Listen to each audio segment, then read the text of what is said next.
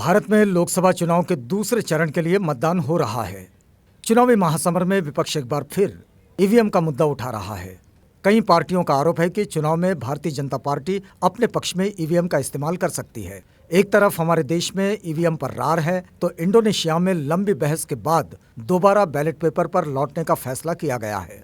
Indonesia में हाल ही में राष्ट्रपति का चुनाव हुआ है, जिसमें ईवीएम की जगह बैलेट पेपर का इस्तेमाल हुआ है। इंडोनेशिया में भी ईवीएम पर लंबे समय से बहस जारी थी, जिसके बाद सभी दलों में राजनीतिक सहमति बनी और वापस बैलेट पेपर पर लौटना तय हुआ। खबरों के अनुसार इंडोनेशिया दुनिया का तीसरा सबसे बड़ा लोकतंत्र है, जहां अमेरिका की तरह ही राष्ट्रपति सिस्टम लागू है। बता दें कि इंडोनेशिया के वर्तमान राष्ट्रपति जोको विदोदो बुधवार को देश में हुए मतदान के बाद गिनती शुरू होने पर राष्ट्रपति बनने की दौड़ में आगे चल रहे हैं।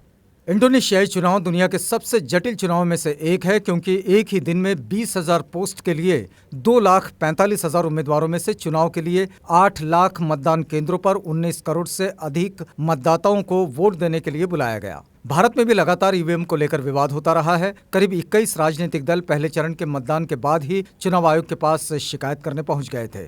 चुनाव आयोग कई बार कह चुका है कि ईवीएम बिल्कुल ठीक है। उसने कई पार्टियों को चेक करने का चैलेंज भी दिया था। यही कारण है कि इस बार चुनाव आयोग ने ईवीएम के साथ वीवीपैट मशीनों का भी इस्तेमाल किया है।